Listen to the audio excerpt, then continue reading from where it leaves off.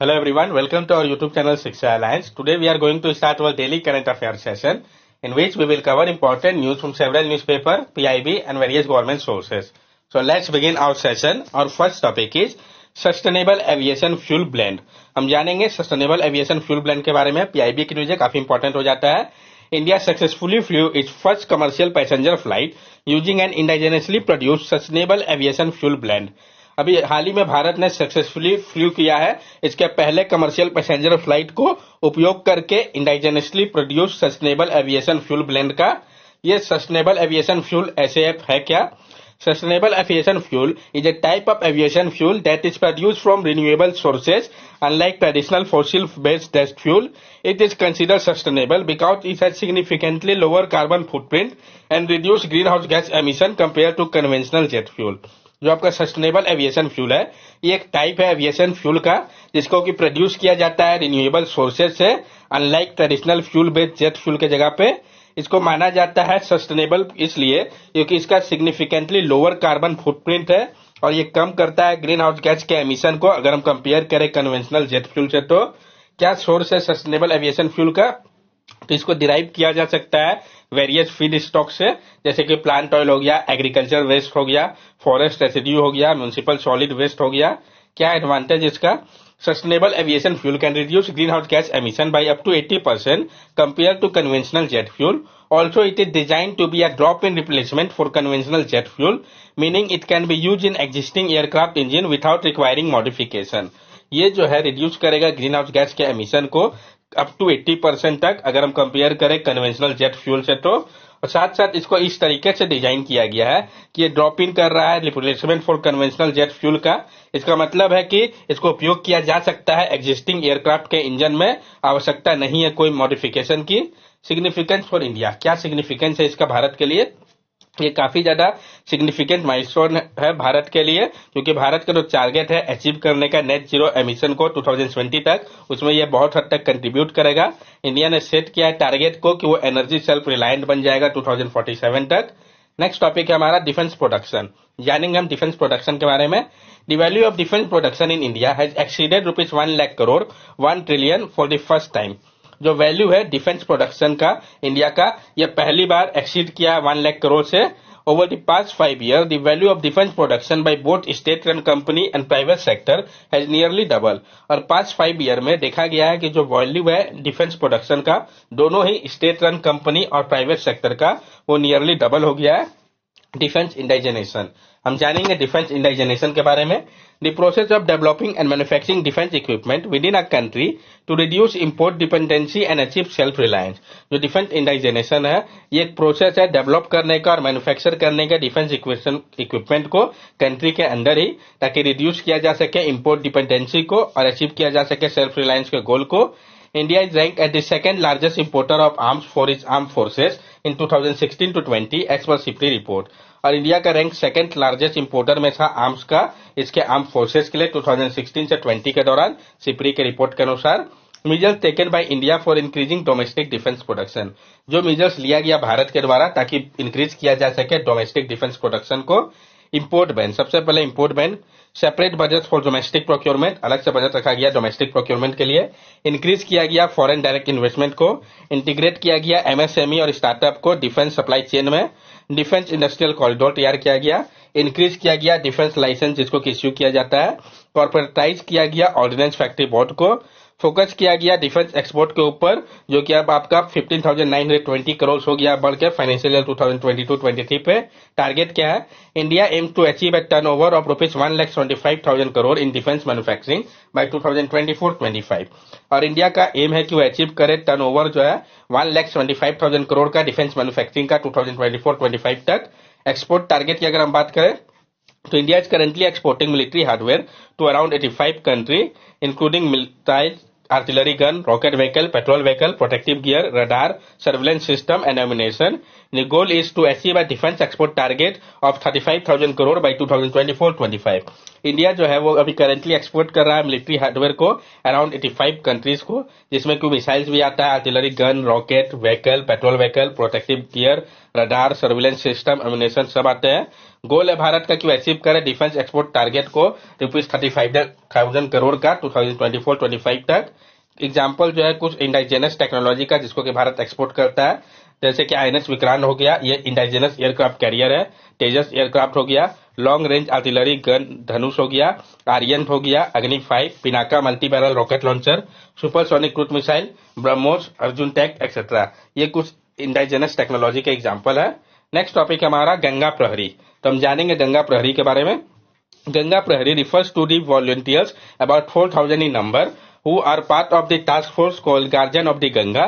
They are individuals who have joined the National Mission for Clean Ganga and Namami Ganga initiative to protect and preserve the Ganga river in India. जो गंगा प्रहरी है ये refers किया जाता है उन volunteers के लिए जो कि अप्रोक्सीमेटली 4,000 है नंबर पे, जो कि पार्ट है टास्क फोर्स के जिसको कि हम गार्जियन ऑफ द गंगा भी कहते हैं। ये इंडिविजुअल है जिन्होंने ज्वाइन किया है national mission for clean Ganga and Namami Ganga initiative को, ताकि वो प्रोटेक्ट कर सके और प्रिजर्व कर सके गंगा रिवर को भारत में। ट्रेनिंग की अगर हम बात करें, the wild life institute of India provide training in the conserving biodiversity as well as livelihood training opportunity to the volunteer. जो wild life institute of India है वो ट्रेनिंग प्रोवाइड कर रही है कंजर्व करने के लिए बायोडाइवर्सिटी को, साथ साथ लाइवलीहुड ट्रेनिंग अपॉर्चुनिटी भी दे रही है वॉलंटियर को। रिस्पॉन्सिबिलिटी क्या है? Monitor the river, preventing littering and reporting instance of poaching. Monitor करे रिवर को, प्रिवेंट करे लिटरिंग को और रिपोर्ट करे अगर कोई इंस्टेंस हो रहा है पोचिंग का। तो United Nation in December 2022 recognised the Namami Ganga initiative as one of the top 10 world restoration flagship involve in reviving the natural world. United Nation ने दिसंबर 2022 पर रिकॉग्नाइज किया था कि जो नमामि गंगा इनिशिएटिव है ये one of the top 10 world restoration flagship में से है जो कि इन्वॉल्व है रिवाइव करने के लिए नेचुरल वर्ल्ड को। नेक्स्ट टॉपिक है हमारा ईमल खाना। हम जानेंगे ईमल खाना के बारे में। Visakhapatnam city police is set to introduce ईमल खाना in all police station by this year. जो विशाखापट्टनम के सिटी पुलिस है वो इंट्रोड्यूस करने जा रही है ईमल खाना को सारे पुलिस स्टेशन पे। ये ईमल खाना है क्या?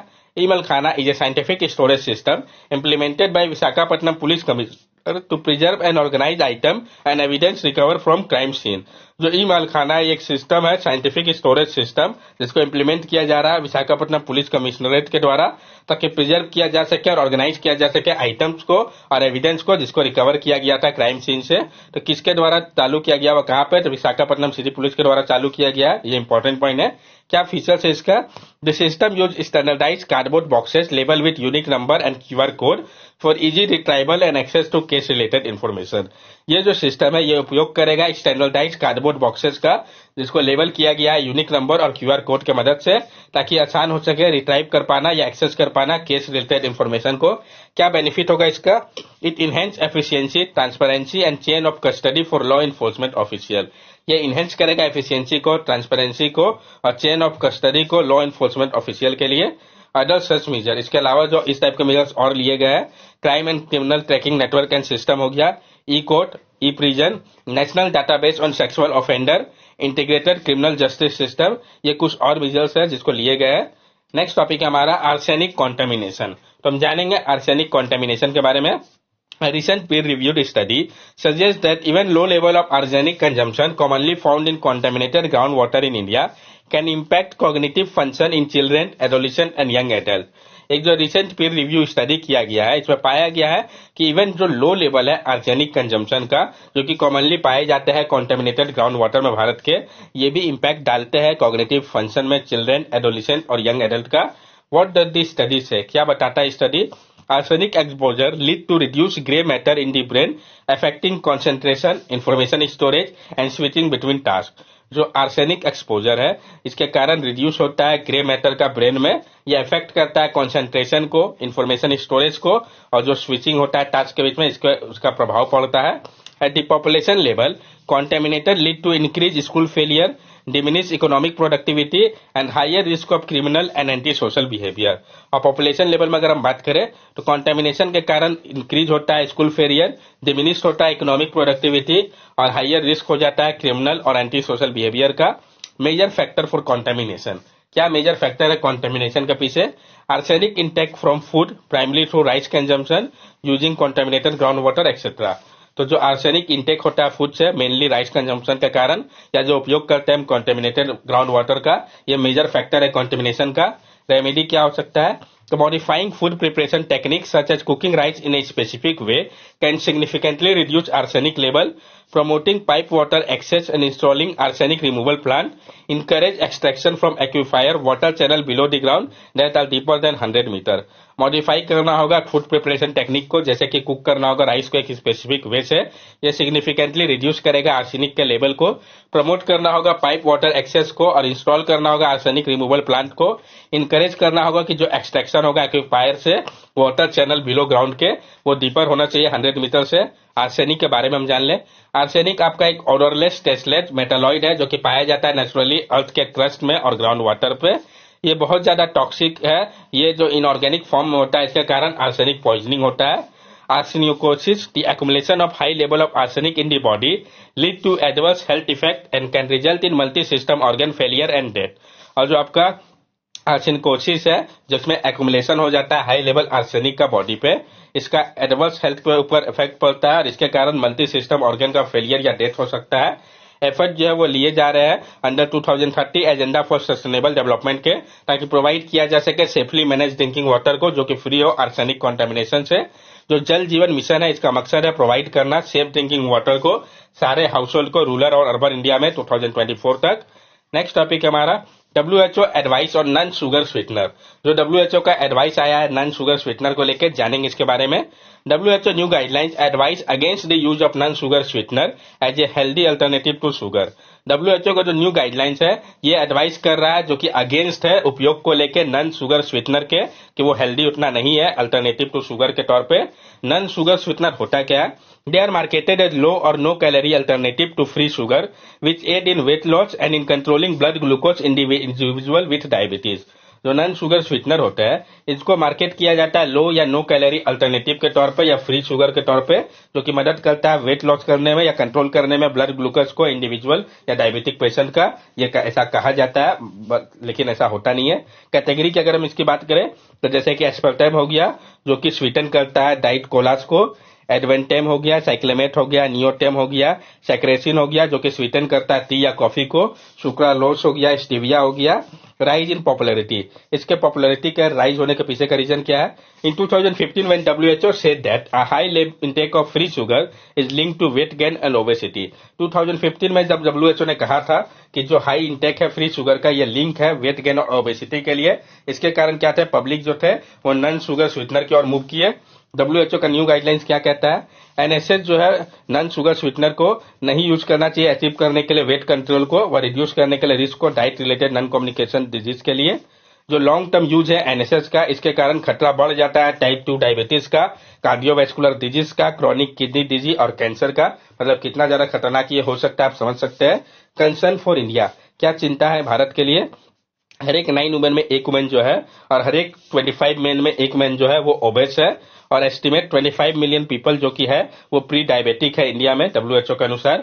WHO nutritional advice. WHO का न्यूट्रिशनल एडवाइस क्या दिया गया है? Having alternative food which are minimally process unsweetened food and beverage. लेना होगा अल्टरनेटिव फूड को जो कि कम से कम प्रोसेस हो, अनस्वीटेंड फूड कंज्यूम करना होगा और बेवरेज को यहाँ पे बताया गया है जो टाइप है शुगर सब्स्टिट्यूट का, उसका एग्जांपल दिया गया है. जैसे नेचुरल स्वीटनर के लिए हनी हो गया, मोलेसेस हो गया, डेट हो गया, कोकोनट शुगर हो गया. आर्टिफिशियल स्वीटनर जैसे कि एस्पर्टेम हो गया, सेक्रेटिन हो गया, सुक्रालोज हो गया. शुगर अल्कोहल हो गया जैसे कि जैक्लिटोल हो गया, रैक्सिटोल हो गया. नोबल स्वीटनर की अगर हम बात करें तो जैसे कि स्टेविया हो गया, टैगेटोस हो गया. That's all for daily current affair session. अगर आपको हमारी वीडियो अच्छी लगी हो तो हमारे चैनल सब्सक्राइब करें, हमारे वीडियो को लाइक करें और ज्यादा से ज्यादा शेयर करें. These are our social media link. From here also you can stay connected with us and give us your valuable feedback. Thank you and have a nice day.